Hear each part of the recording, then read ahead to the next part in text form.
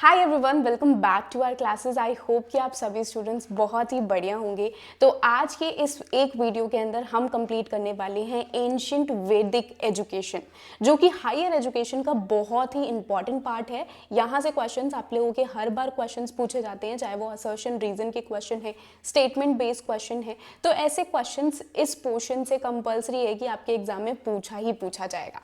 तो ये one shot होने वाला है। एंशिएंट वैदिक एजुकेशन को पूरी तरीके से हम यहाँ पर कंप्लीट करने वाले हैं। तो चलिए फटाफट से हम अपनी इस क्लास को शुरू करते हैं। और सबसे पहले मैं आपको बता दूं कि जब भी हम हायर एजुकेशन की बात कर रहे हैं तो हायर एजुकेशन में देखो ये सारे वो पोर्शन हैं जो कि हमारे आ जाते हैं। हायर एजुकेशन जो कि सबसे पहले हम वैदिक काल, वैदिक पीरियड में कैसी एजुकेशन थी, जिसे हम एंशिएंट एजुकेशन भी बोलते हैं।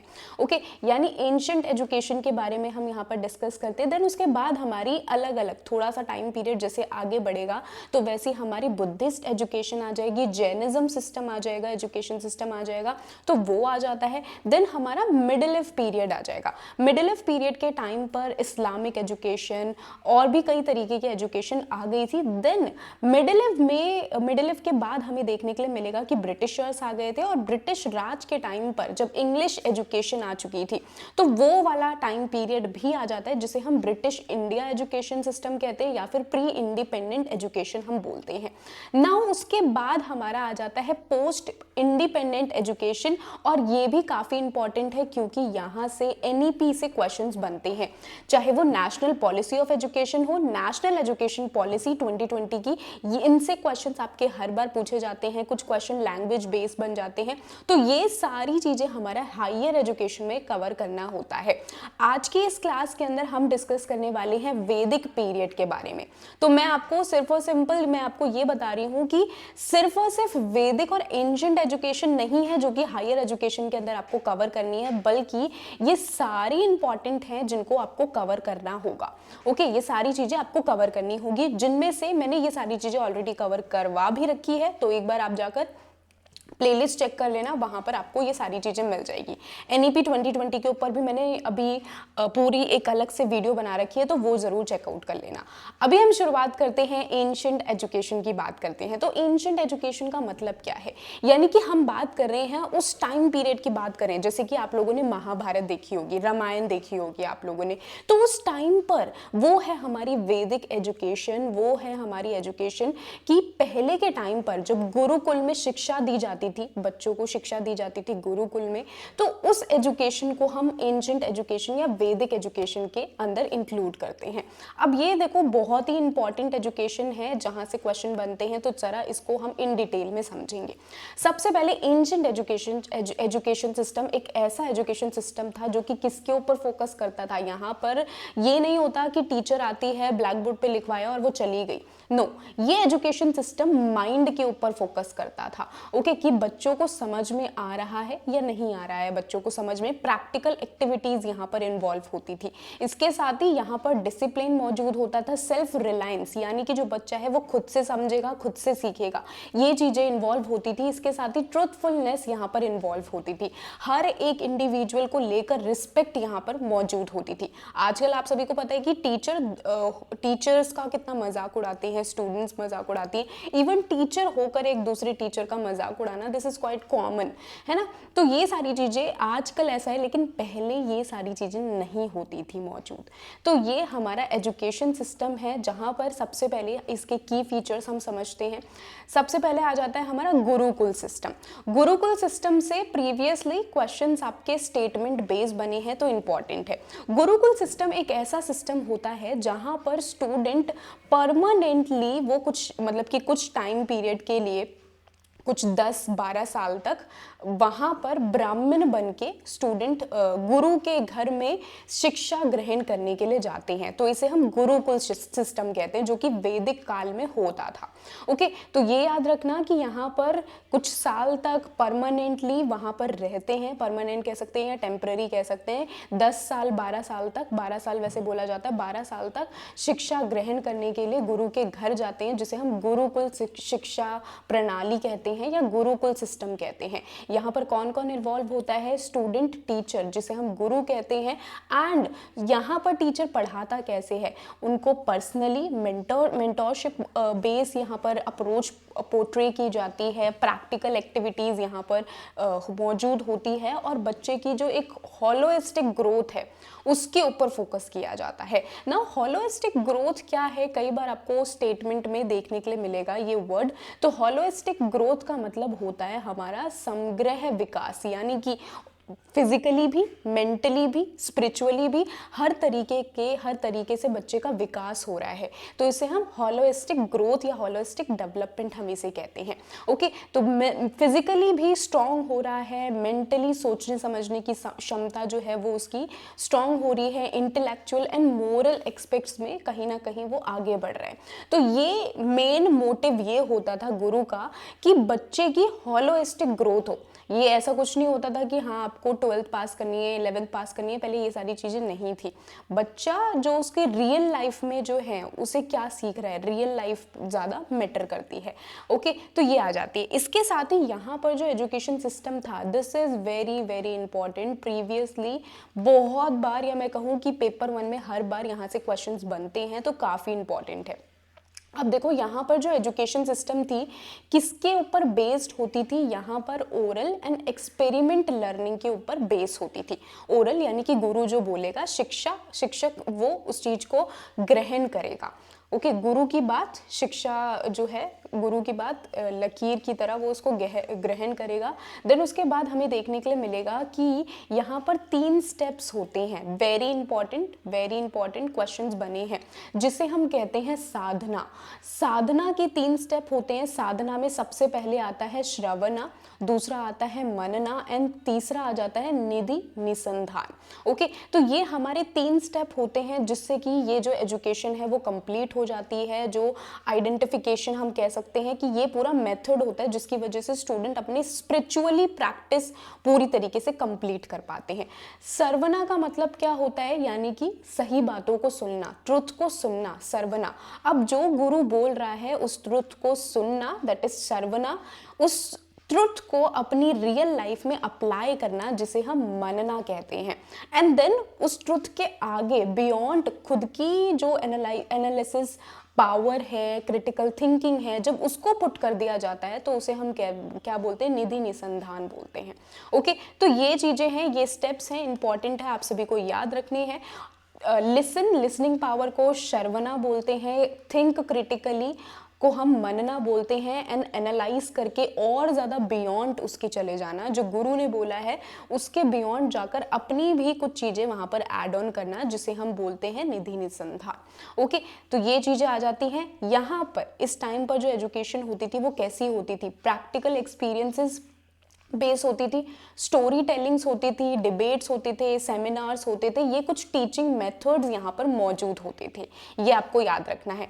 इसके साथ ही अभी जरा हम बात कर लेते हैं कि एंशिएंट एजुकेशन में किस चीज़ों के ऊपर फोकस किया जाता था। वैल्यू के ऊपर ज़्यादा फोकस किया जाता था। वैल्यू यानी कि इनकी प्रायोरिटी होती थी डिसिप्लिन, साथ के साथ डिसिप्लिन, ट्रूथ, सेल्फ रिलायंस। जो बच्चा है वो अपनी क्रिटिकली थिंकिंग को एनालाइज कर पा रहा है, क्रिटिकली वो सोच पा रहा है, नहीं सोच पा रहा है, इन सारी चीज़ों के ऊपर फोकस किया जाता था कि बच्चा इन सारी चीज़ों के ऊपर फोकस करे, ये चीज़ें अपने अंदर इम्प्रूव करे।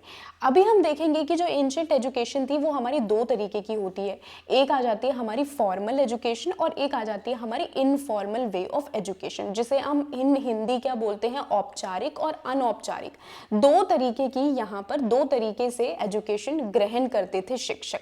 अब यहाँ पर कुछ चीज़ें आपको याद रखनी है कि कई बार क्या होता था कि घर में ही रहकर ही एजुकेशन उनको देना, कई बार टेम्पल्स में एजुकेशन देना, पाठशालाज मौजूद होती थी, गुरुकुल्स मौजूद होते थे। तो ये सारी चीज़ें उस टाइम पर मौजूद होती थी जहाँ पर एजुकेशन ले सकते हैं। अब जैसे घर में जो एजुकेशन दी जाती है तो वो कैसा एजुकेशन माना जाएगा? वो इनफॉर्मल वे में एजुकेशन ग्रहण करना मानेंगे। दूसरी तरफ गुरुकुल गुरुकुल में जाकर एजुकेशन लेना फॉर्मल वे ऑफ एजुकेशन कहलाएगा। ओके, तो अभी हम जरा ये बात कर लेते हैं कि कौन कौन से इंस्टीट्यूशन यहाँ पर मौजूद थे, क्योंकि प्रीवियसली इनसे भी क्वेश्चंस बने हैं तो इंपॉर्टेंट है। सबसे पहले हमें देखने के लिए मिलेगा गुरुकुल। गुरुकुल मैंने आपको बता दिया कि शिक्षक गुरु के घर जाकर उनके घर पर रहेंगे और वहीं से ही शिक्षा को ग्रहण करेंगे, दैट इज गुरुकुल। नेक्स्ट आ जाता है पाठशाला।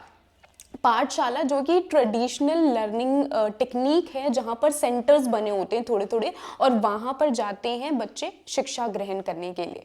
देन आ जाता है हमारा विराज। विराज जो कि बुद्धिस्ट एजुकेशन सिस्टम के अंदर ये मेन कंसिडर किया जाता है। ये बुद्धिस्ट मोनेस्ट्रीज यहाँ पर मौजूद होती हैं। ओके, तो बुद्धिस्ट एजुकेशन सिस्टम में ये चीज़ें बनाई गई थी। देन आ जाते हैं आश्रम्स। आपने सुना होगा, तो आश्रम में भी क्या होता है कि बच्चे जाते हैं, स्टूडेंट्स गुरु के पास जाते हैं, सेज के पास जाते हैं और वहाँ से अपनी एजुकेशन को ग्रहण करते हैं। यहाँ पर भी ऐसा होता है कि बच्चे कुछ टाइम तक गुरु के साथ रहते हैं, आश्रम में ही रहते हैं, वहीं पर ही अपनी लाइफस्टाइल को इम्प्रूव करते हैं। दूसरा यूनिवर्सिटीज़ आ जाती है। यूनिवर्सिटीज़ में डू रिमेंबर सबसे पुरानी यूनिवर्सिटी कौन सी थी? नालंदा यूनिवर्सिटी एंशिएंट एजुकेशन में आती है और सबसे पुरानी यूनिवर्सिटी में से एक है, जो कि बहुत सारे ऐसे स्कॉलर्स थे इनको अट्रैक्ट करती है। ठीक है, यानी काफ़ी अच्छी खासी यूनिवर्सिटी है ये और एंशिएंट यूनिवर्सिटी है। तो यूनिवर्सिटी भी आ जाती है यहाँ पर। इसके अलावा भी हम जान लेते हैं कि करिकुलम कौन कौन से थे, किन चीज़ों को, सब्जेक्ट्स कौन से थे जो कि पहले के टाइम पर पढ़ाए जाते थे। तो सबसे पहले आपको देखने के लिए मिलेगा कि यहाँ पर वेदास की पढ़ाई की जाती थी, वेदों को, फिलॉसफी को, इसके अलावा मैथ्स हो गई, एस्ट्रोनॉमी हो गई। ठीक है, इन सारी चीज़ों के ऊपर फोकस किया जाता था। साथ के साथ मेडिसिन, जहाँ पर आयुर्वेदा के बारे में पढ़ाना। आर्ट्स एंड साइंस में किसकी? कला की बात करना, फाइन आर्ट की बात करना। पॉलिटिकल साइंस जो शास्त्र है उसकी बात करना। ओके, मिलिट्री की बात करना, ये सारी चीजें। लैंग्वेजेस, कौन सी लैंग्वेज होती थी? सिर्फ और सिर्फ एक ही लैंग्वेज हमें देखने के लिए मिलेगा, संस्कृत लैंग्वेज का यूज किया जाता था। इस टाइम पर कोई भी अदर लैंग्वेज नहीं थी, तो मेक श्योर कि आपको ये याद रहे कि संस्कृत लैंग्वेज जो कि मेन सोर्स था जिससे कि शिक्षा को दिया जाता था। ओके, नेक्स्ट हमें ये भी याद रखना है आपको कि विमेन को भी यहाँ पर अर्ली टाइम पर एजुकेशन लेना, पूरी तरीके से फुली इंडिपेंडेंट थी वुमेन, वो एजुकेशन ले सकती थी। इस टाइम पर कौन कौन सी ऐसी वुमेन है जो कि हमारी एंशिएंट वुमेन है, स्कॉलर्स हैं, तो इनके नेम इंपॉर्टेंट है, याद रख सकते हो। गार्गी कॉलेज आपने सुना होगा, तो गार्गी हमारी एंशिएंट टाइम की स्कॉलर हैं, वुमेन है। गार्गी है, मैत्री है, तो इन सभी के नेम आपको याद रखने हैं, इंपॉर्टेंट है। प्रीवियसली इनसे क्वेश्चन पूछे जा चुके हैं, तो मेक श्योर कि इन 4-5 वुमेन का नेम आप याद रखो, इंपॉर्टेंट है। अभी मैं आपको ये भी बता देती हूँ, this one is very important. तो यहाँ से प्रीवियस ईयर क्वेश्चन बने, डायरेक्ट क्वेश्चन यहाँ से पूछे जाते हैं आप लोगों के, डायरेक्ट क्वेश्चन, और आपको पता भी नहीं चलेगा कि हाँ ये क्वेश्चन पूछा जा रहा है, इतना इजी क्वेश्चन पूछा जाएगा। तो सबसे पहले देखो हमारी क्या होती है, जो विद्या होती है, आई होप कि आप लोगों को इतना सभी को क्लियर हो गया होगा कि हमारी एंशिएंट एजुकेशन क्या होती है, एंशिएंट एजुकेशन में किस चीज़ के ऊपर फोकस किया जाता है, कौन कौन से सब्जेक्ट्स होते हैं, सब्जेक्ट के साथ साथ कौन से, मतलब मैंने आप लोगों को बताया ना कि मेन फोकस उनका किन चीज़ों के ऊपर होता है। इसके साथ ही जो हमने यहाँ पर बात की थी साधना की, वेरी इंपॉर्टेंट आप लोगों को याद रखना है, साधना बहुत इंपॉर्टेंट है।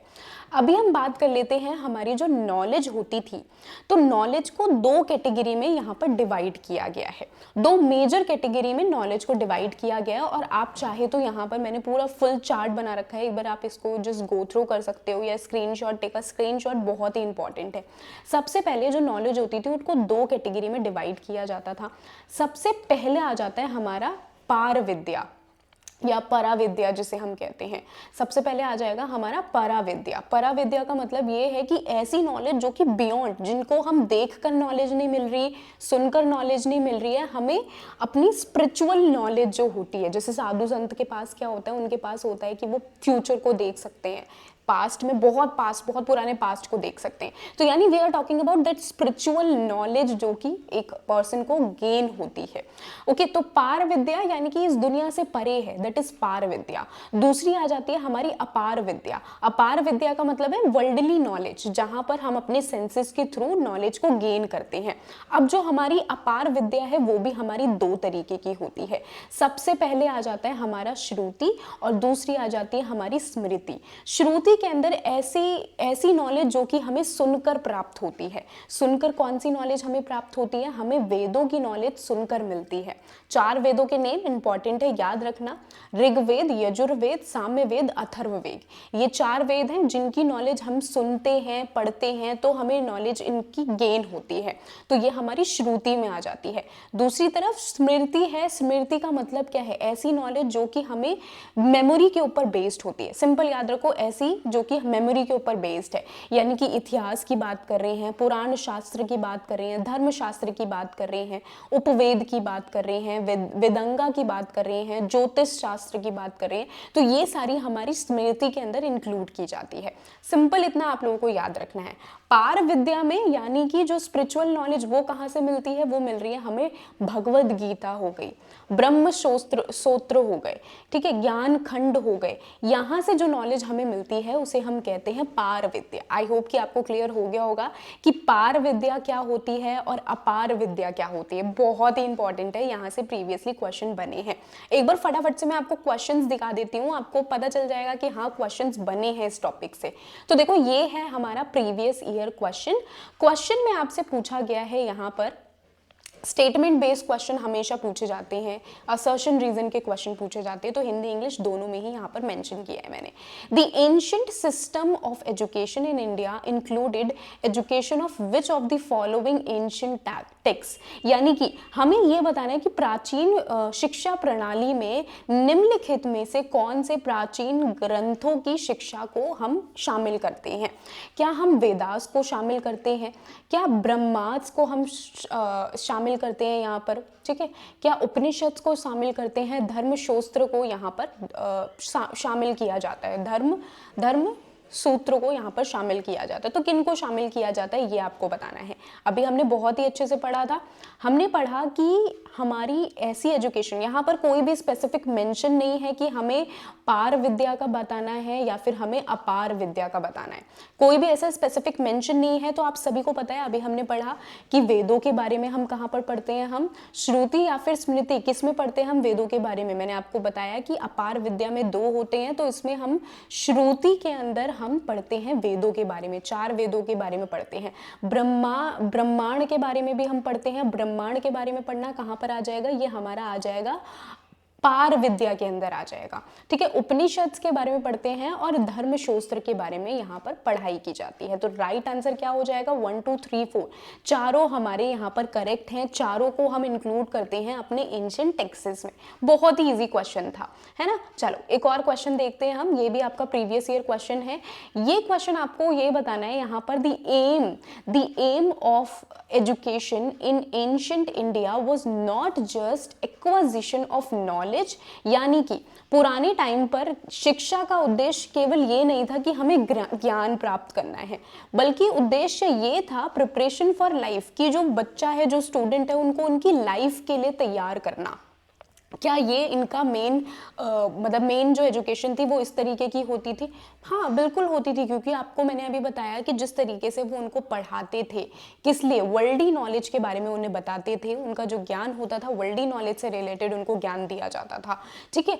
एंशिएंट रीजन क्या दिया है कि इस पर्टिकुलर चीज का, इस पर्टिकुलर असर्शन का रीजन ये है कि ancient Indian education laid emphasise on complete realisation and liberation of self, यानी कि जो प्राचीन भारत की जो शिक्षा प्रणाली है वो पूरी तरीके से बोध और स्वयं की मुक्ति पर जोर दिया करती है। तो यहाँ पर राइट आंसर क्या हो जाएगा? देखो मुझे तो लगता है कि दोनों ही स्टेटमेंट बिल्कुल करेक्ट है, ठीक है, दोनों ही स्टेटमेंट बिल्कुल करेक्ट है। ए वाला तो पूरी प्रॉपर तरीके से करेक्ट है, लेकिन मुझे ये फील नहीं हो रहा कि दोनों स्टेटमेंट, सबसे पहले तो हमें देखने के लिए मिले दोनों स्टेटमेंट करेक्ट है, बिकॉज जो एंशिएंट एजुकेशन है, मैंने आपको स्टार्टिंग में ही बताया कि एंशिएंट एजुकेशन किसके ऊपर बात करती है? सेल्फ रिलायंस के ऊपर, इंटेलेक्चुअल के ऊपर, होलिस्टिक ग्रोथ के बारे में यहाँ पर बात की जाती है। तो दोनों स्टेटमेंट मुझे करेक्ट लग रही है, लेकिन कहीं ना कहीं मुझे ये परफेक्ट रीजन मुझे नजर नहीं आ रहा है। तो राइट आंसर क्या हो जाएगा हमारा? Both A and R correct है, but R is not the correct explanation of A, यानी असर्शन का करेक्ट एक्सप्लेनेशन यहाँ पर नहीं दिया गया है, ठीक है, कुछ और ही यहाँ पर रीजन में बात की गई है। सो राइट आंसर क्या हो जाएगा, option number 3 is correct. I hope कि आपको समझ में आ गया होगा, सारी चीजें समझ में आ रही होगी। अभी हम नेक्स्ट बढ़ते हैं, देख लो आपके ऐसे ही क्वेश्चन आपके एग्जाम में पूछे जाते हैं। आगे बढ़ते हैं और यहाँ पर हम जानते हैं कि और हमारी इंडियन फिलॉसफी, क्योंकि अभी तक तो हमने बात कर ली कि हमारे एजुकेशन कैसी थी, क्या प्रणाली थी, शिक्षा प्रणाली, इन सभी चीज़ों के बारे में हमने बात कर ली। नाउ लेट्स टॉक अबाउट कि इंडियन स्कूल ऑफ फिलॉसफी ये कौन कौन से हैं। Very very very important part, क्योंकि यहाँ से आपके क्वेश्चन बनते हैं और क्वेश्चन थोड़े से डिफिकल्ट भी हो जाते हैं, जिसमें आप लोगों को तो दिक्कत होगी ऑफ कोर्स। तो इंडियन स्कूल्स ऑफ फिलॉसफी की जब हम बात करें तो हमारे दो तरीके के इंडियन फिलोसॉफिकल स्कूल थे जो कि वैदिक काल की एजुकेशन को मानते थे। तो इसमें क्या हो जाता है, आस्तिक और एक हो जाता है नास्तिक। अब यहाँ पर आस्तिक नास्तिक वो नहीं है कि हम जो खाने से रिलेटेड आस्तिक नास्तिक नहीं है, यहाँ पर वेजिटेरियन नॉन वेजिटेरियन मत समझना। आस्तिक का मतलब ऐसी बात कर रहे हैं, ऐसे फिलोसॉफिकल स्कूल्स हैं जो कि वैदिक टेक्स्ट में बिलीव करते हैं, जो कि वैदिक टेक्स्ट के साथ साथ जो इंडिविजुअल ग्रुप्स हैं, ओके, तो वो हमारे इंडिपेंडेंट ग्रुप हैं या फिर जो वैदिक टेक्स्ट में बिलीव करते हैं। सिंपल याद रखो, आस्तिक जो वेदों में बिलीव करते हैं, नास्तिक जो कि वेदों में बिलीव नहीं करते हैं, उन्हें हम नास्तिक कहते हैं। अब आस्तिक में आ जाते हैं हमारे कौन कौन से, ये आपको याद रखना है, मीमांसा है, वेदांता है, ये हमारे आस्तिक आ जाते हैं, वेदों में टोटली डिपेंडेंट है ये। दूसरी तरफ ऐसे भी हैं जो कि इंडिविजुअली वो ग्रो कर रहे हैं, इंडिविजुअल ग्रुप हैं जो कि अब आस्तिक तो हैं वो वेदों में पर पूरी तरीके से नहीं मानते हैं, ओके, जैसे कि संख्या हो गया, योगा हो गया, नयना हो गया और हमारा हो जाएगा वैशिखा। ये चार हैं, आपको याद रखना है। नास्तिक कौन से हैं जो कि वेदों में नहीं बिलीव करते हैं, Buddhist education system, Jainism education system, इनके बारे में जानेंगे। जैनिज्म है, बुद्धिज्म है, चारावाका हो जाएगा हमारा, ठीक है, चरवाकस जिसे हम कहते हैं। तो ये सारे हैं जो कि आस्तिक नास्तिक में बिलीव करते हैं, आस्तिक में बिलीव नहीं करते हैं। ये सारी चीजें आपको याद रखनी है। अब देखो एक और इंपॉर्टेंट फैक्ट, एक और इंपॉर्टेंट चीज मैं आपको यहाँ पर बता देती हूँ। ये 6 फिलोसॉफिकल स्कूल्स हैं, बहुत इंपॉर्टेंट है, हर बार क्वेश्चन बनते हैं यहाँ से। सबसे पहले आ जाएगा हमारा न्याय। न्याय का मतलब क्या होता है, यानी कि एक ऐसे स्कूल की बात करें, न्याय तो बहुत ही इंपॉर्टेंट है, इसको हम अभी इन डिटेल में भी पढ़ेंगे। न्याय की जब हम बात करें, न्याय यानी कि ये लॉजिक के ऊपर बात करता है, ये लॉजिक और फैक्ट्स की बात करता है। एक ऐसा स्कूल है जो इनमें बिलीव करता है। वैशिखा है एक ऐसा स्कूल जो कि कॉन्शियसनेस के ऊपर बिलीव करता है। मीमांसा है जो कि इंटरप्रिटेशन ऑफ वेदों, पूरी तरीके से वेदों में बिलीव करता है। वेदांता जो कि एसेंस ऑफ वेदों, ये दोनों तो पूरी तरीके से वेदों में बिलीव करते हैं। संख्या है जो कि कॉन्शियसनेस एंड मैटर पे बिलीव करता है। योगा मेडिटेशन है, इन पे बिलीव करता है। इसको इन हिंदी में मेंशन किया है, तो मेक श्योर हिंदी वाले स्टूडेंट भी इसको आराम से देख लो। अब जरा हम यहाँ पर बात करते हैं कि सबसे इंपॉर्टेंट फिलोसॉफिकल स्कूल कौन सा है। न्याय हमारा सबसे इंपॉर्टेंट फिलोसॉफिकल स्कूल है, जहां से आपके एग्जाम में क्वेश्चन बनेंगे ही बनेंगे, हर बार यहाँ से आपके क्वेश्चन पूछे जाते हैं। तो फटाफट से हम यहाँ पर न्याय स्कूल की, न्याय फिलोसॉफिकल स्कूल की बात करते हैं। तो न्याय एक ऐसा इंडियन फिलोसॉफिकल स्कूल है जो कि लॉजिक के ऊपर, रीजनिंग के ऊपर, एपिस्टेमोलॉजी के ऊपर फोकस करता है। इसकी शुरुआत की गई थी 600 BCE में। किसने? सेज गौतमा ने इस स्कूल को इन्होंने इस स्कूल को स्थापित किया था। ये आपको देखने के लिए मिलेगा। अब जो न्याय है, बेसिकली न्याय में हमारे टाइप्स भी आ जाते हैं। न्याय में कुछ कुछ ऐसे वर्ड्स हैं जो बड़े डिफिकल्ट लगते हैं और जिनको याद करना मुश्किल हो जाता है और उनसे क्वेश्चन पूछे जाते हैं। सबसे पहले मैं आपको बता देती हूँ कि न्याय में क्या क्या चीजें आ जाती हैं। न्याय आपको मैंने ऑलरेडी बता दिया कि ऐसा स्कूल है जो कि लॉजिक और फैक्ट्स की बात करता है, और जो नॉलेज हमें इसी लॉजिक और फैक्ट से मिलती है उसकी बात यहाँ पर की जाती है। यानी ऐसी नॉलेज जो कि फैक्ट बेस है, लॉजिक बेस है, रीजन बेस है, वो हमारी न्याय स्कूल में आ जाती है। अब यहाँ पर जब भी एक वैलिड नॉलेज है, तो वैलिड नॉलेज को हम क्या बोलते हैं? उसे हम प्रमाण कहते हैं। वैलिड नॉलेज को प्रमाण बोलते हैं। ऑब्जेक्ट ऑफ नॉलेज, जहाँ से हमें नॉलेज प्राप्त हो रही है, ज्ञान की वस्तु, उसे हम प्रमेय कहते हैं। समस्या जो कि हमारा डाउट है उसे कहते हैं। प्रयोजना जो कि पर्पस है इसे कहते हैं। दृष्टता एग्जाम्पल को कहते हैं। सिद्धांता, सिद्धांता का मतलब ये है कि एक ऐसा स्टेब्लिश पर्सन जहाँ से हमें नॉलेज मिल रही है। सिद्धांत किसी ने ऑलरेडी, जैसे वेदों से अगर हमें नॉलेज मिल रही है तो वेदों में जो बोला गया उसको हम ट्रू मानेंगे ना, तो वो हमारा स्टेब्लिश्ड डॉक्ट्रिन हमारा आ जाता है। हितवाभास है, हितवाभास जो कि हमारा फैलिसीज में आ जाता है, जो हमें लगता है कि शायद ये सच है। तो ये हमारी कुछ वर्ड्स हैं, ये मैं आप लोगों को टाइप्स नहीं बता रही हूँ, ये मैं आपको कुछ वर्ड्स बता रही हूँ जो कि इंपॉर्टेंट है, आपके क्वेश्चंस में बहुत बार मेंशन होता है और उसमें कंफ्यूजन हो जाती है। तो ये इसके अलावा कुछ और वर्ड्स मैंने यहाँ पर मेंशन कर रखे हैं, इनको भी एक बार स्क्रीनशॉट ले लेना, देख लेना, इंपॉर्टेंट है। अभी हम बात कर लेते हैं कि कितने तरीके के हमारे न्याय के अंदर कितने तरीके के हमारे न्याय होते हैं और जिन्हें हम कहते हैं प्रमाण। प्रमाण का मतलब क्या होता है? प्रमाण का मतलब होता है कि ये हमारी वैलिड सोर्स ऑफ नॉलेज है। ठीक है, वैलिड सोर्स ऑफ नॉलेज को हम प्रमाण कहते हैं। अभी मैंने आप लोगों को बताया वैलिड सोर्स ऑफ नॉलेज को हम क्या बोलेंगे? प्रमाण बोलेंगे। नाउ डू रिमेंबर कि हमारा जो न्याय है बेसिकली, हमारे न्याय कितने तरीके के न्याय होते हैं? हमारे टोटल 6 तरीके के न्याय होते हैं, जो कि सबसे पहले आ जाता है प्रत्यक्ष, दूसरा अनुमान, तीसरा उपमान, चौथा शब्द। ये 4 ऐसे हैं जिनको हम कंसिडर करते हैं कि ये प्रमाण है। प्रमाण है यानी कि इनको हम वैलिड मानते हैं, वैलिड सोर्स ऑफ नॉलेज, जो यहाँ से हमें जो नॉलेज मिल रही है वो बिल्कुल परफेक्ट है, वो गलत हो ही नहीं सकती है। हमारे दूसरे 2 तरीके के आ जाते हैं जिनको हम इनवैलिड मानते हैं कि हाँ इनमें गलतियां हो सकती हैं, जो कि है हमारा अर्धापति और अनुपलब्धि। ये 2 तरीके के हो जाते हैं। अब यहाँ पर मैंने आप लोगों को ऑलरेडी बता दिया 4 प्रमाण जिनको हम वैलिड मानते हैं। सबसे पहले हम प्रत्यक्ष की बात करते हैं। यहाँ पर जो मैंने सिंबल्स रखे हैं ना, वो बहुत इंपॉर्टेंट है। सिर्फ और सिर्फ इन सिंबल्स के जरिए आप बहुत ही आसानी से याद कर सकते हो कि हमारे ये 4 प्रमाण हैं। जैसे कि सबसे पहला सिंबल आप लोगों को देखने के लिए मिल रहा है, आंख बनी हुई है। तो आंख बनने का मतलब क्या है? यानी कि ऐसी नॉलेज जो कि हमें सेंसेस से मिलती है। हमारे कितने सेंसेस होते हैं? 5 सेंसेस होते हैं।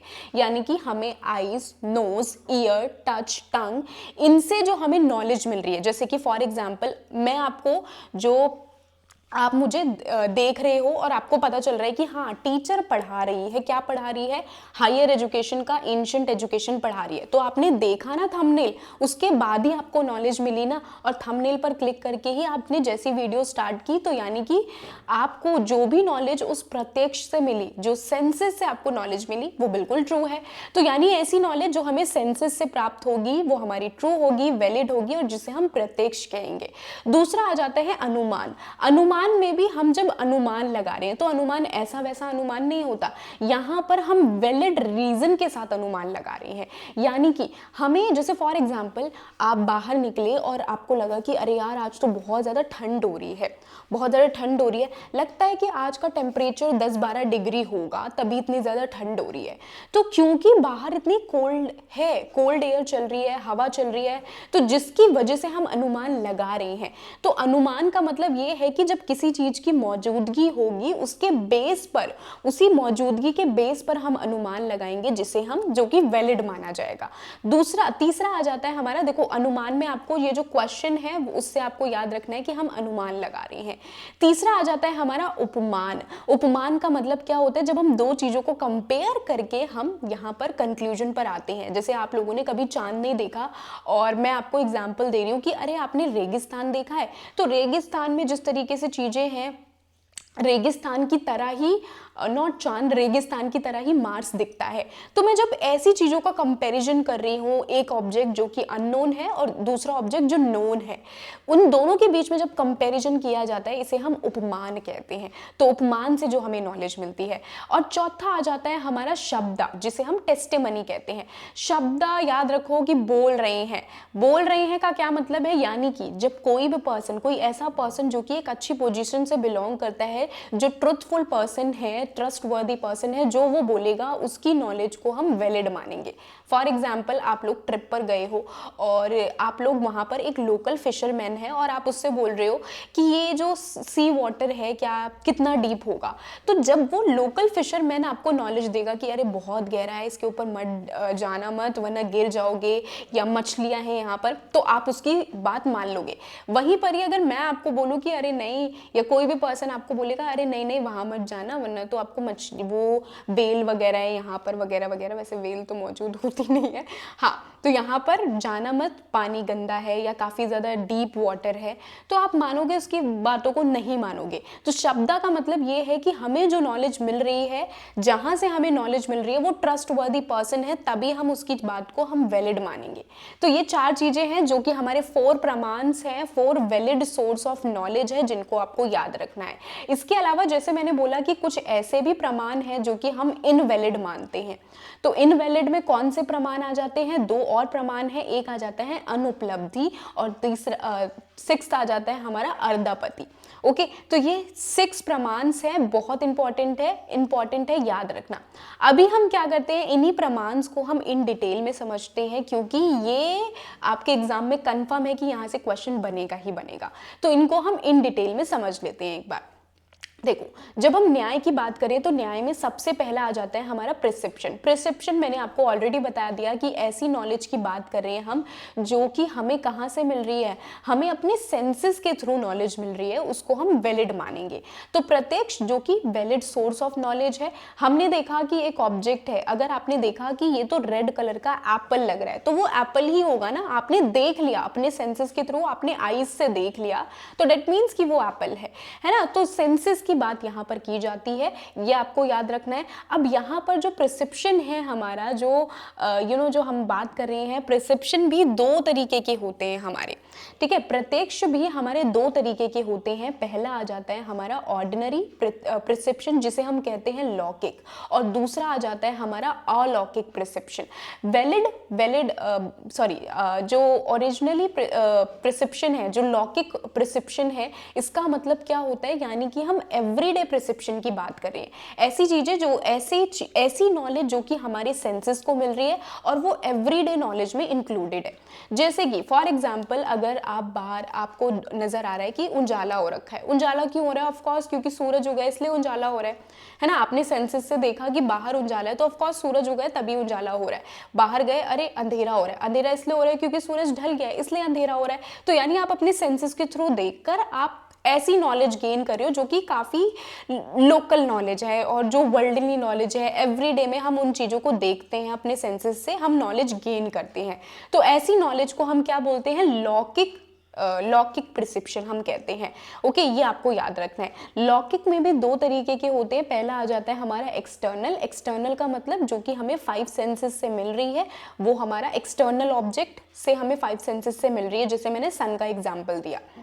दूसरा आ जाता है हमारा इंटरनल का मतलब क्या है? जो हमारी फीलिंग्स हैं, जो डिज़ायर्स हैं, जो विशेस हैं, उन जो कि हमारे माइंड में उनको कांटेक्ट करके रखा हुआ है, तो वो हमारी इंटरनल प्रिसेप्शन आ जाती है। इंटरनल लौकिक प्रिसेप्शन के अंदर हम इन्हें इंक्लूड करेंगे। जैसे कि फॉर एग्जांपल, मैं ऐसे बैठी हुई हूँ और मैं थोड़ी सी उदास हूँ, तो आपने मुझे देखा, और देखकर भले ही आपने मुझसे बात की या ना की, लेकिन आपको कहीं ना कहीं आप मुझे मेरे फेस एक्सप्रेशन से आप लोग कहीं ना कहीं पता चल जाएगा आप लोगों को कि ये पर्सन उदास बैठा हुआ है ना। ये कुछ ना कुछ तो गलत हुआ है कि ये उदास बैठी हुई है, या फिर कुछ इसे अच्छा फील नहीं हो रहा है। तो ये क्या है? हमारा इंटरनल परसेप्शन हमारा कहलाता है। ओके, आई होप कि आपको क्लियर हो गया होगा। अब जरा हम लौकिक तो हमने कर लिया, अब अलौकिक की बात करते हैं। अलौकिक जो कि हमारी जो एवरीडे नॉलेज होती है उससे परे होती है, इससे परे होती है, उसे हम अलौकिक परसेप्शन कहते हैं। Not based on the original जो सेंसेस से हम नॉलेज गेन करते हैं उसके ऊपर बेस नहीं होती, ये हमारी स्पिरिचुअल में आ जाती है, स्पिरिचुअल नॉलेज में आप इन्हें इंक्लूड कर सकते हो। तो ये हमारे 2 तरीके के परसेप्शन है। आई होप कि आपको क्लियर हो गया होगा। अब यहाँ पर जो परसेप्शन है, जो एक्स्ट्रा ऑर्डिनरी परसेप्शन है, जो कि हमारे अलौकिक प्रिसिप्शन है, वो 3 तरीके के होते हैं और ये प्रीवियसली क्वेश्चन पूछा जा चुका है, इंपॉर्टेंट है। 3 तरीके के प्रिसिप्शन होते हैं। सबसे पहला आ जाता है हमारा सामान्य लक्षणा। सामान्य लक्षणा का मतलब क्या है, यानी कि हम बात करें ऐसी यूनिवर्सल ऑब्जेक्ट की जो कि सबको पता है कि ये है। जैसे मैंने आपको बोला, अरे मैंने घर में मैंने डॉग रखा हुआ है, तो आई हैव अ पैट जो कि डॉग है। तो डॉग बोलते ही आपको पता है कि डॉग किसे कहते हैं, है ना, जिसके 4 पैर है और जो बाग करता है, उसकी टेल है। बचपन में ऐसे सभी ने लिखे हैं। या काऊ किसे कहते हैं, है ना। तो जब आपको पता है, मैंने जैसे ही बोला डॉग, तो आपको तुरंत समझ में आ गया डॉग क्या होता है। मैं बोलूँगी काऊ, आपको समझ में आ गया काऊ क्या होता है। लेकिन व्हाट इफ मैं आपको बोलूँ कि आपने ड्रैगन फ्रूट खाया है, तो बहुत सारे ऐसे होंगे, क्या ड्रैगन फ्रूट, ड्रैगन फ्रूट मैंने देखा भी नहीं है, खाया तो बहुत दूर की बात होगी। क्या आपने ड्रैगन देखा है? तो नहीं, मैंने तो ड्रैगन नहीं देखा। तो ये क्या है हमारा, यानी कि हम बात कर रहे हैं ऐसी नॉलेज की बात कर रहे हैं जो कि बिल्कुल सामान्य है हम सभी के लिए। सामान्य लक्षणा का मतलब है सामान्य है, उसकी नॉलेज यूनिवर्सल नॉलेज है। सभी किसी को, हर किसी को पता होगा कि एप्पल ऐसा दिखता है, ऑरेंज ऐसा दिखता है, काऊ ऐसे दिखती है, डॉग ऐसा दिखता है। तो दैट इज कॉल्ड सामान्य लक्षणा। दूसरा आ जाता है हमारा जन्य लक्षणा। जन्य लक्षणा जिसे हम कहते हैं, ये हम ऐसी नॉलेज की बात कर रहे हैं जो कि हमारी मेमोरी के ऊपर बेस्ड होती है। मेमोरी के ऊपर कैसे बेस्ड होती है? जैसे फॉर एग्जांपल कि मैं आई और मैंने एक बहुत ही बढ़िया सा परफ्यूम लगा रखा है, सैंडलवुड का मैंने परफ्यूम लगा रखा है।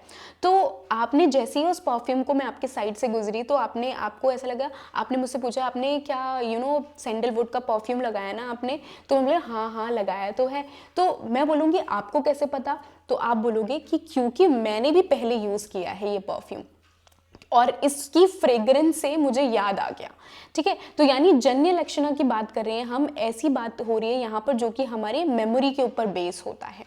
आपने जैसे फॉर एग्जाम्पल आपने कीवी खाया, कीवी खाकर आपको ऐसा फील हुआ कि अरे यार ये तो थोड़ा खट्टा खट्टा सा लग रहा है और ये मुझे लग रहा है कि ये थोड़ा सा ना ऑरेंज की तरह मुझे लग रहा है।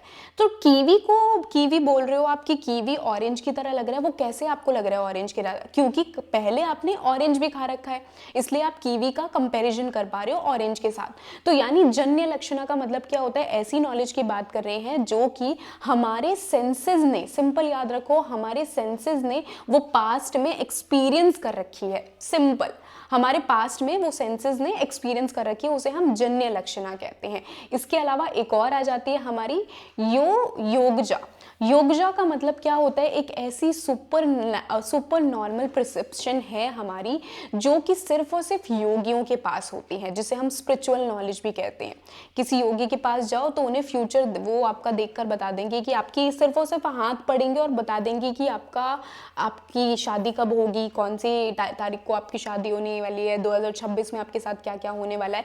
तो यानी कि वो जो नॉलेज, जिनको पास्ट प्रेजेंट फ्यूचर की सारी नॉलेज है, तो उनकी बात यहाँ पर करी जा रही है। वो भी हमारा एक्स्ट्रा ऑर्डिनरी प्रिसिप्शन में थर्ड आ जाता है हमारा योगजा। ठीक है, योगाजा, ठीक है, यौगिक कह सकते हो आप। ठीक है, तो यौगिक प्रिसिप्शन में हमारा ये इंक्लूडेड होता है। तो ये 3 तरीके के एक्स्ट्रा ऑर्डिनरी प्रिसिप्शन है। आई होप कि आपको याद हो गया होगा। एक बार फटाफट से हम इसको देख लेते हैं, रिवाइज कर लेते हैं। प्रिसिप्शन यानी कि हम बात कर रहे हैं सेंसेस से जो हमें नॉलेज मिलती है, ये 2 तरीके के होते हैं। पहला आ जाता है हमारा लौकिक, जो कि 2 तरीके का होता है। एक्सटर्नल, इंटरनल, अलौकिक, जो कि 3 तरीके का होता है। सामान्य लक्षणा, जो बिल्कुल सामान्य चीजें हैं उनसे नॉलेज मिलना।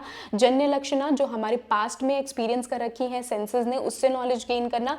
और यौगिक हमारा जो कि योगा से, यानी स्पिरिचुअल मेडिटेशन, इनसे जो हमें नॉलेज मिलती है। ओके, तो ये हमारे प्रिसिप्शन आ जाते हैं। नेक्स्ट, अभी आपको क्या याद रखना है कि इसके की कैरेक्टरिस्टिक्स क्या हैं। ये valid source of knowledge consider किया जाता है। यहाँ पर गलती से भी कोई भी मिस्टेक नहीं हो सकती है। डायरेक्ट भी होता है और नॉन वर्बल होता है। वर्बली यहाँ पर कोई भी चीजें मौजूद नहीं होती, नॉन वर्बल होता है, ये आपको याद रखना है। नाउ अभी हम बात करते हैं अपना सेकेंड तरीके का प्रमाण की बात करते हैं, जो कि है हमारा अनुमान। अनुमान मैंने आपको पहले भी बताया है कि ऐसी नॉलेज की बात कर रहे हैं जहां पर हम अनुमान लगा रहे हैं। हम पहले ही कंक्लूड कर दे रहे हैं कि अरे बाहर मौसम ठंडा हो रहा है, यानी कि टेम्परेचर 10-15 डिग्री या 10-12 डिग्री टेम्परेचर हो रहा होगा, इसीलिए ठंडा हो रहा है। ओके, तो यानी कि हम फैक्ट्स पे और ऑब्जर्वेशन के बेस पर हम जब कंक्लूड कर लेते हैं, अपना अनुमान लगा लेते हैं, तो उसे हम अनुमान कहते हैं। अब अनुमान में ये कुछ चीजें हैं जो कि आपको याद रखना है। सबसे पहले हेतु आ जाता है। हेतु जो कि आपको याद रखना है मिडल टर्म है, मैं अभी इनको एक्सप्लेन भी करूंगी। मेजर टर्म हमारा साध्या, साध्या मेजर टर्म है। विपत्ति जो कि विपत्ति किसके बीच में, यानी कि ये हेतु और जो साध्या है इन दोनों के बीच का रिलेशनशिप पोर्ट्रे करता है। एंड इसके साथ ही जो अनुमान है उसके 5 स्टेप्स भी होते हैं जिन्हें हम 5 स्टेप ऑफ सिलोइज्म कहते हैं। वेरी इंपॉर्टेंट, प्रीवियसली क्वेश्चन पूछा गया है, इन सब से क्वेश्चन बने हैं प्रीवियसली।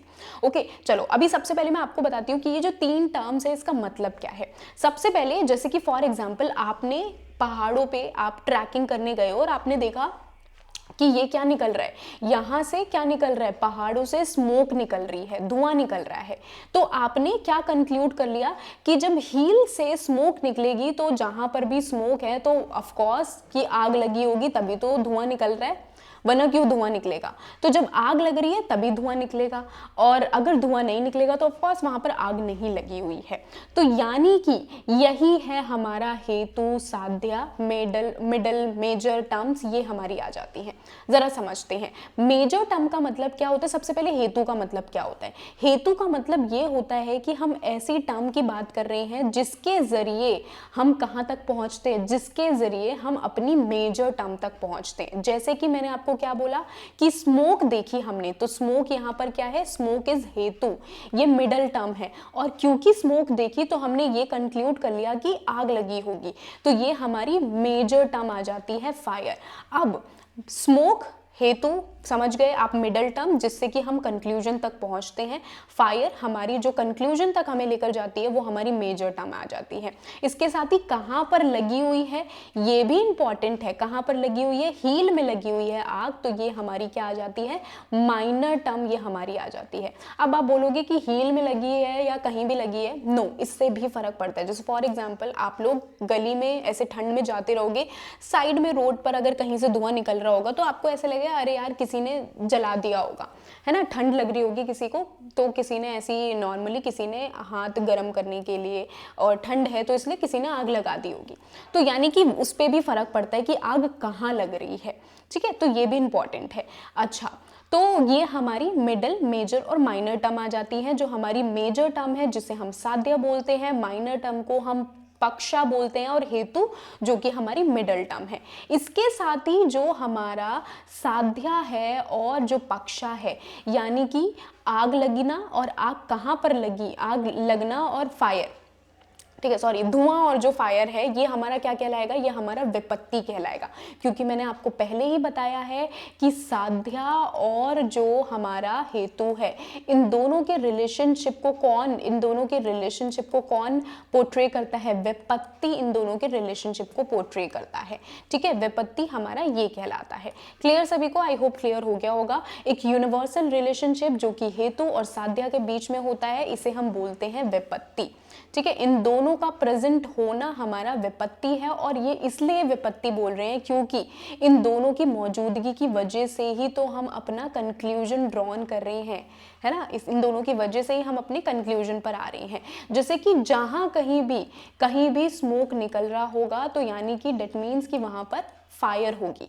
इसके अलावा कहीं पर भी वेटनेस होगी, कहीं पर भी थोड़ा सा भीगापन होगा, तो दैट मीन्स कि वहां पर वाटर की मौजूदगी होगी, है ना। तो ये क्या है, ये कुछ ऐसी चीजें हैं कि मिडिल टर्म और मेजर टर्म का जो मेजर, इन दोनों के बीच में जो रिलेशनशिप होता है मेजर और मिडिल टर्म के बीच में, ये हमारा विपत्ति कहलाता है। आई होप कि आप सभी को क्लियर हो गया होगा। अभी हम बात करते हैं कि जो अनुमान है इनमें क्या आ जाते हैं, हमारा विपत्ति की जो प्रेजेंस होती है इसको हम क्या बोलते हैं, परामर्श बोलते हैं। विपत्ति का होना परामर्श कहलाएगा, और विपत्ति का नहीं होना तो उससे हम कंक्लूजन ड्रॉ नहीं कर सकते हैं। ओके, अब अनुमान में 5 स्टेप्स होते हैं सिलोइज्म के, वेरी वेरी वेरी इंपॉर्टेंट, इनसे प्रीवियसली क्वेश्चन बने हैं, बहुत इंपॉर्टेंट है। सबसे पहला आ जाता है हमारा प्रतिजना, प्रतिजना का मतलब क्या होता है, एक ऐसी स्टेटमेंट जिसको प्रूव करना है, प्रूव हुआ नहीं है, प्रूव करना है। जैसे कि there is fire on the hill, fire है हील में, इसको कैसे प्रूव करेंगे, प्रूव तभी करेंगे जब हमें स्मोक की मौजूदगी देखने के लिए मिलेगी, तभी हम प्रूव कर पाएंगे कि फायर है। हेतु यानी कि जो हमारा ग्राउंड है, जो मिडल टर्म है, because there is a smoke, क्योंकि स्मोक है तभी वहां पर फायर है। देन उदाहरणा, उदाहरणा का मतलब क्या है, यानी कि हम एक विपत्ति की जो स्टेब्लिशमेंट है वो यहाँ पर पुट कर रहे हैं। जैसे कि whenever there is a smoke, जहां पर भी धुआं होगा वहां पर फायर होगी, as in the kitchen, kitchen as well, kitchen में भी धुआं है तो फायर होगी वहां पर। उपमन्या का मतलब क्या होता है, उपन्या, उपन्या का मतलब क्या होता है, यानी कि ऐसे रोल जो कि स्पेसिफिक केसेस पर लगते हैं। जैसे कि हील हैज स्मोक, हील में क्या है, धुआं निकल रहा है, और धुआं निकलने का मतलब क्या है कि फायर है तभी धुआं निकल रहा है। ठीक है, तो ये हमारा क्या कहलाएगा, रूल हमारा कहलाएगा। देन इन सारे चारों रूल्स को स्पेसिफिकली, सारे रूल्स को फॉलो करके हम कंक्लूजन को ड्रॉन कर रहे हैं, तो उसे हम क्या बोलते हैं, हम निगमा बोलते हैं। ठीक है, तो ये हमारे 5 स्टेप्स हैं सिलोइज्म के, बहुत ही इंपॉर्टेंट है, आप सभी को याद रखना है, very very very important. Okay, now next आगे बढ़ते हैं हम। ये जैसे कि आप देख सकते हो कि ये आपका प्रीवियस ईयर क्वेश्चन है, अनुमान से रिलेटेड क्वेश्चन पूछा गया है। क्वेश्चन में आपसे पूछा गया है, there is a fire in mountain, fire है माउंटेन में। यहाँ पर फायर क्या है, हमारी फायर हमारी मेजर टर्म है। ठीक है, मेजर टर्म हमारी फायर है because it has a smoke, smoke हमारी मिडल टर्म है, यानी कि हेतु है हमारा smoke. Whenever there is a smoke there is a fire, जहां भी स्मोक है वहां पर फायर है। आपको ये बताना है कि यहाँ पर विपत्ति कौन सी है, मैंने आपको बताया विपत्ति जो कि किसके रिलेशनशिप को पोर्ट्रे करती है, ये हेतु और साध्या के बीच का जो रिलेशनशिप है, यानी कि मिडल और जो मेजर है इनके रिलेशनशिप को पोर्ट्रे करता है हमारा हेतु, सॉरी विपत्ति। ओके, तो यहाँ पर मिडल और मेजर टर्म कौन सी है, आप सभी को पहले ही बताया मैंने कि fire and smoke is the major and middle term, तो ऑप्शन नंबर 3 यहाँ पर करेक्ट हो जाएगा। अब जरा हम बात कर लेते हैं, ये हमारे काइंड्स ऑफ अनुमान है जो कि आप स्क्रीनशॉट ले सकते हो, इंपॉर्टेंट है, ये हमारे सारे तरीके के अनुमान है। कुछ ऐसे अनुमान जो कि हमारे अनुमान के ऊपर ही बेस होते हैं, कुछ वैलिड सोर्सेज के ऊपर बेस्ड होते हैं, अभी हम इनको जरा देख लेते हैं। सबसे पहले हमारा क्लासिफिकेशन ऑफ कैजुअल रिलेशनशिप, जो कैजुअल रिलेशनशिप के ऊपर जो जिनको क्लासिफाई किया गया है, तो ये हमारे 3 तरीके के होते हैं। सबसे पहला आ जाता है हमारा पूर्ववत अनुमान। पूर्ववत अनुमान सिंपल याद रखो कि पहले हमें कॉज पता है और कॉज से जब हम इफेक्ट की ओर तक जाते हैं, ये हमारा पूर्ववत अनुमान कहलाता है। जैसे कि आपने देखा, बाहर गए और आपने देखा अरे काले बादल हो रहे हैं, तो काले बादल क्या हो रहे हैं, काले बादल होना इस कॉज, और उस कॉज से हम ये कंक्लूड करें कि थोड़ी देर बाद बारिश आने वाली है, तो ये हमारा पूर्ववत अनुमान, यानी कि सिंपल याद रखो कि कॉज से हम इफेक्ट तक पहुंच रहे हैं। शेषवत अनुमान, यहाँ पर इफेक्ट से हम कॉज तक पहुंच रहे हैं। बाहर निकले अपने, आपने देखा अरे यार बड़ा ही कीचड़ कीचड़ सा हो रहा है, रात में बारिश हुई होगी तभी कीचड़ हो रहा है यहाँ पर, है ना, तो ये हमारा हमने इफेक्ट देख लिया, पहले देख लिया कि यहाँ पर तो कीचड़, नदियां बह रही हैं, तो कीचड़ से हम ये कंक्लूड कर रहे हैं कि रात में बारिश हुई होगी तभी कीचड़ हो रखा है, तो ये हमारा शेष अनुमान कहलाएगा। इसके अलावा एक और आ जाता है हमारा, जो कि हमारा सामान्य दर्शना हो जाता है। सामान्य दर्शना जो ऐसा अनुमान है कि जो जैसा है वो वैसा ही रहता है। ठीक है, जो जैसा है सारी चीजें वैसी ही उसी मोशन में उसी डायरेक्शन में रहेगी, जो जैसी है वैसी है। सूरज आप घर से बाहर निकले और आपने देखा ओ वाह क्या सुबह हो गई, नो, जो जैसा है वो वैसा है, बिल्कुल इक्वल वैसी चीजें आपको देखने के लिए मिलेंगी। ओके, तो ये आ जाते हैं हमारे अनुमान। अब पॉजिटिव नेगेटिव पे जो क्लासिफाई किया है, यानी कि हेतु का होना और हेतु का ना होना, ठीक है, यानी कि प्रेजेंस और अब्सेंस के ऊपर हम ये बोल रहे हैं। पॉजिटिव का मतलब क्या है, पॉजिटिव का मतलब यानी कि प्रेजेंस ऑफ समथिंग, यानी कोई चीज है, यानी कि हेतु अगर प्रेजेंट है तो वो हमारा पॉजिटिव कहलाएगा। जैसे कि वेटनेस, मैंने आप लोगों को बोला कि जहां पर भी वेटनेस होगा, वेटनेस का मतलब क्या है, यानी भीगापन है, तो वहां पर क्या होगा, रेन वाटर की प्रेजेंस वहां पर होगी ही होगी। ओके, तो यानी कि हेतु का होना पॉजिटिव है, हेतु का नहीं होना ये हमारा नेगेटिव कहलाएगा। नेक्स्ट आ जाते हैं हमारे 3 तरीके के और हैं जिनको सोर्सेस के बेस पर हमने कैटेगराइज किया है। सबसे पहले प्रत्यक्ष आ जाते हैं। प्रत्यक्ष मैंने आप लोगों को पहले बताया, यानी कि हम सेंसेस से जो हम नॉलेज ले रहे हैं, डायरेक्ट सेंसेस से जो हमें नॉलेज मिल रही है और उससे हम अनुमान तक पहुंच रहे हैं। देन दूसरा आ जाता है हमारे शास्त्र से जो हमें ज्ञान मिल रहा है। शास्त्र से, क्योंकि उनके पास एक अथॉरिटी है, तो उनसे हमें जो ज्ञान मिल रहा है उससे हम कंक्लूजन ड्रॉन कर रहे हैं। एंड देन आ जाता है अपता, एक्सपर्ट जो हमें ज्ञान दे रहे हैं, तो वो आ जाता है हमारा। तो ये हमारे हमारे अनुमान के टाइप्स थे, क्लासिफिकेशन थे, वेरी इंपॉर्टेंट। आई होप कि आप सभी को क्लियर हो गया होगा। अभी जरा हम बात कर लेते हैं नेक्स्ट टाइप ऑफ अनुमान। अभी हमने बहुत मेजर जो पार्ट था हमारा वो हो चुका है कंप्लीट। अब टेंशन ना लो, अब बहुत ही इजी सी चीजें हैं, फटाफट से हम अपनी क्लास को खत्म करेंगे। अभी तक अगर आप लोगों को समझ में आ गया तो समझ लो कि आपका क्लियर है, बहुत ही अच्छे से आप लोगों ने समझ लिया। अब हमारा जो नयन थे वो तीसरे तरीके का नयन हम यहाँ पर बात करेंगे, जो कि है हमारा उपमाना। उपमाना जो कि जिसका मतलब क्या होता है, कंपैरिजन। कंपैरिजन में याद रखना कि जब हम दो चीज़ों को कंपेयर कर रहे हैं और उसी कंपैरिजन से हमें क्या मिल रही है, इसी कंपैरिजन से हमें जब नॉलेज मिल रही है तो उसे हम उपमाना कहते हैं। ओके, जैसे कि कंपैरिजन भी ऐसी चीज़ों का होगा कि एक चीज़ नोन होगी और दूसरी चीज अननोन होगी। जैसे मैंने आप लोगों को पहले बताया ना कि अगर आप लोग डेजर्ट को, यानी कि जो राजस्थान है, राजस्थान को अगर आप कंपेयर कर रहे हो कि मार्स वैसा ही है। मार्स देखा है आप लोगों ने? नहीं देखा मार्स, या फिर देखा भी होगा तो ऐसे लोग होंगे जिन्होंने मतलब कि उसको AI मोड पर देखा होगा, फोन पर देखा होगा, टीवी पर देखा होगा, रियल जाकर वहां पर नहीं देखा होगा। तो यानी कि एक नोन है और दूसरा अननोन है, तो इसे हम कंपैरिजन करते हैं। अब जैसे कि फॉर एग्जांपल मैं आपको बोल रही हूँ कि बहुत कम ऐसे रियलिटी होंगे जिन्होंने कीवी भी खाई होगी, जिन्होंने ड्रैगन फ्रूट भी खाया होगा। तो मैं आपको ये बोल रही हूँ, मैं कीवी खा रही हूँ और मैं मेरा जो दोस्त है उसको मैं बोल रही हूँ कि अरे यार, कीवी तो बिल्कुल ड्रैगन फ्रूट की तरह टेस्ट लग रहा है इसका। तो वो पूछेगा ड्रैगन फ्रूट मतलब कीवी, या फिर आपने मुझसे पूछा कि कभी आपने कीवी खाई है, तो मैंने बोला नहीं यार, कीवी तो नहीं खाई।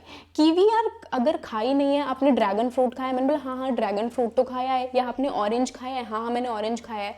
तो कीवी का टेस्ट बिल्कुल ऑरेंज की तरह ही तो होता है। यानी कि हमने एक ऐसा नोन ऑब्जेक्ट ले लिया और इस नोन ऑब्जेक्ट को हम क्या है, अननोन से कंपेयर करेंगे, तो ये हमारा उपमाना कहलाएगा। क्लियर सभी को? चलो, उपमाना हमारा ये कहलाएगा। उपमान हमारा कंपैरिजन के ऊपर बेस्ड होता है, इंडिपेंडेंट सोर्स ऑफ नॉलेज हम इसे कंसिडर करते हैं, साथ के साथ वर्ल्ड ऑब्जेक्ट रिलेशनशिप के ऊपर ये बेस्ड होता है, प्रैक्टिकल एप्लीकेशन के ऊपर बेस्ड होता है, यानी प्रैक्टिकली वहां पर इन्वॉल्वमेंट मौजूद होती है। अब जरा हम बात कर लेते हैं शब्दा की। शब्दा जो कि मैंने आप लोगों को बताया था, ऐसा पर्सन, ठीक है, हम बोल रहे हैं जो कि जिसकी बातों पर यकीन किया जाता है। मैंने आपको बोला कि आप लोगों का जो एग्ज़ाम है ना वो होने वाला है 2 जनवरी में, आपका एग्ज़ाम होगा। मैंने आप लोगों को ये बोल दिया 2 जनवरी में एग्ज़ाम होगा। तो अब आप बोलोगे कि आपकी बात को क्यों मानूं मैं, आपकी बात को क्यों मानूं मैं। लेकिन अगर मैं NTA की वेबसाइट पर मैं पोस्ट कर दूं या मैं NTA में वर्क करती हूँ, ठीक है, तो तब मैं आप लोगों को ये बोल रही हूँ कि आपका एग्ज़ाम बेटा 31 दिसंबर से आप लोगों का एग्ज़ाम शुरू हो जाएगा, 31 दिसंबर से। तो अब मेरी बातों पर आप यकीन करोगे, यानी कि शब्दा सिर्फ और सिर्फ उन्हीं की ही बातों पर यकीन करेंगे जो कि एक अथॉरिटी अपने साथ लिए हुए हैं। किसी लोकल, किसी टुच्चे उच्चे की बात में हम यकीन नहीं करेंगे, किसी की बात में यकीन नहीं करेंगे, सिर्फ और सिर्फ उनकी बातों में जो कि एक ट्रस्टवर्दी पर्सन है, एक रिलायबल पर्सन है, उनकी बातों में हम यकीन करेंगे। ओके, तो ये आ जाता है हमारा, जिसे हम शब्दा कहते हैं, वर्बल टेस्टिमनी हम इसे कहते हैं। अब शब्दा में शब्दा, आई होप कि आपको क्लियर हो गया। शब्दा के बाद क्या आ जाता है, शब्दा के बाद हमारे अर्धपति आते हैं। अब देखो ये तो चारों हमने बात कर ली जो कि हमारा वैलिड कंसिडर किया जाता है। अब हम जरा बात कर लेते हैं कि इनवैलिड सोर्स ऑफ नॉलेज जो है, जरा इनकी बात कर लेते हैं। सबसे पहला इनवैलिड सोर्स ऑफ नॉलेज जो कि हमारा अर्धपति कहलाता है। अर्धपति का मतलब क्या होता है, एक ऐसी बात हम यहाँ पर कर रहे हैं जहां पर इन्फेरेंस यानी अनुमान की बात की जाती है, ठीक है, लेकिन यह अनुमान ऐसा मौजूद होता है जहां पर हेतु की मौजूदगी नहीं होती है। ठीक है, अनुमान तो लगा रहे हैं लेकिन हेतु यहाँ पर मौजूद नहीं है, हम अपने ऊपर ही अनुमान लगा रहे हैं। जैसे फॉर एग्जाम्पल आपने देखा कि एक मोटा तगड़ा पर्सन है और आपने बोला कि वो पर्सन आपको बता रहे कि मैं तो खाना नहीं खाता, दिन में खाना नहीं खाता, दिन में खाना खाना मैंने छोड़ दिया, तो आप अपने आप ही अनुमान लगा रहे हो अच्छा दिन में खाना नहीं खाता, दैट मीन्स कि तू रात में खाना खाता है तभी तू इतना मोटा हो गया है ना। तो ये क्या है, हम विदाउट हेतु जब हम कुछ भी अनुमान लगा रहे हैं, हम किसी की ना होने पर, ठीक है, वहां पर नहीं है मौजूदगी तो हम अनुमान लगा रहे हैं, तो ये अर्धापति हमारा कहलाएगा, हमारा कह रही हूँ, हमारा कहलाएगा। नेक्स्ट आ जाते हैं अनुपलब्धि। अनुपलब्धि का मतलब क्या होता है? अनुपलब्धि सिंपल याद रखो कि ये कौन नहीं मानता अनुपलब्धि को, नयन जो है ये न्याय नहीं मानता है अनुपलब्धि को, लेकिन इसके अलावा वेदांता फिलोसफिकल स्कूल और मीमांसा ये दोनों अनुपलब्धि को मानते हैं, ठीक है, वैलिड सोर्स ऑफ नॉलेज ये दोनों मानते हैं। अब ये हमारा ऐसा सोर्स ऑफ नॉलेज है जो कि डायरेक्ट और इनडायरेक्ट नॉलेज के अंदर, यानी कि किसी की अब्सेंस की वजह से हमें जब नॉलेज मिलती है, जैसे कि आप लोगों को यहाँ पर कोई पिक्चर नजर आ रही है, ब्यूटीफुल सी पिक्चर नजर आ रही है, या एक फाइन आर्ट की पिक्चर नजर आ रही है, नहीं नजर आ रही ना। क्यों नहीं नजर आ रही? क्योंकि यहाँ पर मैंने कोई पिक्चर पोस्ट ही नहीं की है, तो कैसे नजर आएगी? दिस इज कॉल्ड अनुपलब्धि, यानी कि जो चीजें नहीं है मौजूद और उन नहीं ना मौजूदगी की वजह से हमें जो नॉलेज मिल रही है कि यहाँ पर तो कोई पिक्चर नहीं है, तो नहीं है पिक्चर क्योंकि मैंने नहीं पोस्ट की इसलिए नहीं है पिक्चर, तो दैट इज कॉल्ड अनुपलब्धि। आई होप कि आपको क्लियर हो गया होगा। अनुपलब्धि ये हमारा अनुपलब्धि कहलाता है। अनुपलब्धि में हमारा एक सेकेंड, तो ये है हमारा अनुपलब्धि। एक सेकेंड, थोड़ा सा एरर हो गया है यहाँ पे। अब देखो जो अनुपलब्धि है वो हमारे दो तरीके के होते हैं। पहला जो है वो हमारा प्रत्यक्ष अनुपलब्धि है। प्रत्यक्ष अनुपलब्धि है, प्रत्यक्ष अनुपलब्धि का मतलब क्या होता है, यानी कि हमें जब अपने सेंसेस से नॉलेज मिल रही है, जैसे कि यहाँ पर आपने देखा, आपने अपनी आंखों से देखा कि कोई भी स्लाइड नहीं है, सो देखने से आपको नॉलेज मिल रही है कि कोई स्लाइड नहीं है यहाँ पर, ओके, क्योंकि पोस्ट ही नहीं की है तो इसलिए नहीं है स्लाइड, तो ये हमारा प्रत्यक्ष अनुपलब्धि कहलाएगा। दूसरा आ जाता है हमारा अनुमान अनुपलब्धि। अनुमान अनुपलब्धि का मतलब क्या है, जैसे कि आपने ये देखा कि यहाँ पर भी क्या हो जाएगा, अनुपलब्धि यानी अब उपलब्धि नहीं है। जैसे आप बाहर गए और आपने बाहर देखा कि जो जो सड़कें हैं वो पूरी तरीके से ड्राई हो रखी हैं, सूखी पड़ी हुई हैं सड़कें। तो सूखी पड़ी हुई है सड़कें, तो आपने ये कंक्लूड किया कि हाँ क्योंकि बारिश नहीं हुई इसलिए सूखी पड़ी हुई हैं। तो ना होना, किसी चीज का ना होने से जो हम कंक्लूजन ड्रॉन कर रहे हैं और अनुमान लगाकर ड्रॉन कर रहे हैं, तो ये हमारा अनुमान अनुपलब्धि कहलाएगा। आई होप कि आप सभी को क्लियर हो गया होगा। बहुत ही अच्छे से मैंने सारी चीजें यहाँ पर एक्सप्लेन की है। आई होप कि किसी को कोई डाउट नहीं होगा। सबसे पहले तो ये मुझे बता दो कि मैंने जो 1 घंटे बैठकर आपको पढ़ाए हैं, क्या आप लोगों के लिए हेल्पफुल है या नहीं है? क्योंकि मेरे लिए काफ़ी ज़्यादा मुझे फ़र्क पड़ता है इस चीज़ से कि हाँ आपको ये हेल्पफुल लग रहा है, ये वर्दी था या नहीं था, ये 1 घंटे की क्लास आप लोगों के लिए वर्दी थी या फिर नहीं थी। तो आपको नीचे कमेंट करके बताना है, तभी मैं आप लोगों के लिए और ऐसी amazing and interesting classes, important classes मैं आप लोगों के लिए लेकर आती रहूँगी। इसके साथ ही मैं आपको बता दूँ कि मेक श्योर कि आप हमारे टेलीग्राम चैनल को ज़रूर से फॉलो करोगे टेलीग्राम चैनल। यहाँ पर जो जितनी प्रीवियस क्लासेस हो रखी हैं, research aptitude, teaching aptitude, important topics की जो भी मैंने क्लासेस करवाई हैं, वो सारी की सारी क्लासेस आप लोगों को पीडीएफ टेलीग्राम पर मिल जाएगा। ओके, तो पीडीएफ के लिए आप टेलीग्राम चैनल को ज़रूर फॉलो कर सकते हो। इसके साथ ही मैं आपको बता दूं कि अगर आपका यूजीसी नेट पेपर 1 में आपको एक कन्फ्यूजन हो रही होगी कि आपको कौन सी बुक परचेज करनी चाहिए, तो मैं आपको बता दूं कि कम टाइम है। अगर आपको ये चाहिए कि हमें प्रीवियस ईयर क्वेश्चंस भी मिल जाए, साथ के साथ हमें मॉक टेस्ट भी मिल जाए, अगर एक ऐसी बुक की तलाश में हो आप, ऐसी बुक की तलाश में जिससे, क्योंकि ये आपके लिए इंपॉर्टेंट होती है। दूसरा, कुछ ऐसे स्टूडेंट्स होंगे जो कि प्रीवियस ईयर क्वेश्चंस ढूंढना चाहते हो, या फिर वो साथ के साथ प्रीवियस ईयर के साथ साथ वो कंसेप्ट भी पाना चाहते होंगे कि हमें कंसेप्ट भी मिल जाए और प्रीवियस ईयर क्वेश्चंस भी उसी बुक के अंदर मिल जाए। तो मैं दिखाती हूँ आपको एक परफेक्ट बुक जो कि सोल्यूशन है आपके लिए। Okay, so this book by Oswal books, और ओसवाल बुक्स आप लोगों को यहाँ पर सबसे पहले तो आप देख सकते हो कि 19 ईयर्स के प्रीवियस ईयर क्वेश्चंस यहाँ पर मौजूद हैं। तो देखो, प्रीवियस ईयर क्वेश्चंस अगर इफ़ यू आर समवन जो कि जीआरएफ के लिए तैयारी कर रहा है, जीआरएफ क्रैक करना चाहते हैं, तो आप लोगों ने ऑलरेडी कंटेंट अपना रेडी कर लिया होगा। अभी आप लोगों को सिर्फ और सिर्फ प्रीवियस ईयर क्वेश्चंस के ऊपर फोकस करना है, और जितने ज़्यादा प्रीवियस ईयर क्वेश्चंस करोगे आपका रिवीजन भी साथ के साथ हो जाएगा, बहुत ही अच्छे से आप अपने आप को एक्सपर्टाइज कर पाओगे पेपर 1 में। और पेपर 1 अगर आपका स्ट्रांग होगा तो definitely you will crack your GRF. तो प्रीवियस ईयर क्वेश्चंस की आप बुक परचेज कर सकते हो, ये बुक का लिंक मैं डिस्क्रिप्शन में डाल दूंगी, वहां से आप परचेज कर लेना। इसके साथ ही अगर आपको कंटेंट भी चाहिए, कंटेंट के साथ प्रीवियस ईयर क्वेश्चंस भी चाहिए, कंसेप्ट आपको चाहिए, तो उसकी भी बुक यहाँ पर अवेलेबल है। ओके, ओसवाल बुक की वेबसाइट पर अवेलेबल है, तो वो भी लिंक मैं डिस्क्रिप्शन में डाल दूंगी, वहां से आप इस बुक को परचेज कर सकते हो। ये बुक तो बिल्कुल परफेक्ट है, तो इस बुक को जरूर परचेज कर लेना, आपके लिए बहुत ज़्यादा हेल्पफुल रहेगा, बेनिफिशियल रहेगा। इसके साथ ही मैं आपको बता दूं कि अगर आप UGC net paper 2 English literature है आप लोगों का, तो आप लोगों के लिए अलग से मैंने मेंबरशिप प्रोवाइड कर रखी है। बहुत ही लोएस्ट कॉस्ट में मेंबरशिप आप हमारे चैनल की ले सकते हैं, और मेंबरशिप में आप लोगों को जो एक्सक्लूसिव मेंबरशिप वाली वीडियोस हैं, इंपॉर्टेंट कंटेंट है, इंपॉर्टेंट कंसेप्ट्स हैं, तो वो आप लोगों को देखने के लिए मिल जाएगा। पेपर 2 इंग्लिश लिटरेचर के स्टूडेंट्स के लिए है ये मेंबरशिप, तो आप ये मेंबरशिप परचेज कर सकते हो। इसके साथ ही मैं आपको बता दूं कि आपको वीडियो कैसी लगी ये आप लोगों को नीचे कॉमेंट करके बताना है। मेक श्योर कि इस वीडियो पर ज़्यादा से ज़्यादा कॉमेंट आए, ज़्यादा से ज़्यादा लाइक आए, जिसके बाद ये जो PDF है क्लास का वो मैं पोस्ट कर दूंगी अपने टेलीग्राम चैनल पर। तो जैसे ही इस वीडियो पर नीचे 100+ कमेंट आ जाते हैं, 1000+ लाइक आ जाते हैं, तो I will post the PDF on my Telegram channel. तो मेक श्योर कि मेरे इतने एफर्ट्स के लिए आप थोड़ा सा मेहनत तो कर ही सकते हो टाइपिंग की, और कमेंट करके तो आप बता ही सकते हो कि आपको ये क्लास कैसी लगी। इस एक क्लास के अंदर आपका पूरा कंप्लीट कर दिया है मैंने। आप लोगों को अब क्या करना है, नेक्स्ट क्लास, क्या आप लोगों को बाकी चीज़ों पर नेक्स्ट क्लास चाहिए या नहीं चाहिए, ये आपको नीचे कमेंट करके बताना है। सिर्फ और सिर्फ सिंपल रिवीजन के ऊपर फोकस करो, पेपर 1 के ऊपर ज़्यादा फोकस करो, क्योंकि पेपर 1 से आप अच्छे से मार्क्स लेकर आ सकते हो, और ज़्यादा मार्क्स आप पेपर 1 से ही गेन कर सकते हो। तो मेक श्योर कि आप पेपर 1 के ऊपर फोकस करो। ओके, होप सो कि आपको ये क्लास अच्छी लगी होगी एंड सारी चीज़ें आपको क्लियर हो गई होंगी। एंड मिलते हैं हम अपनी नेक्स्ट क्लास में, नेक्स्ट वीडियो में आपसे मुलाकात होगी। नेक्स्ट वीडियो आपको किस टॉपिक पर चाहिए तो एक बार नीचे कमेंट करके ज़रूर बता देना। Okay, bye bye everyone. Make sure कि आप हमारे चैनल की प्लेलिस्ट भी ज़रूर चेक कर लेना।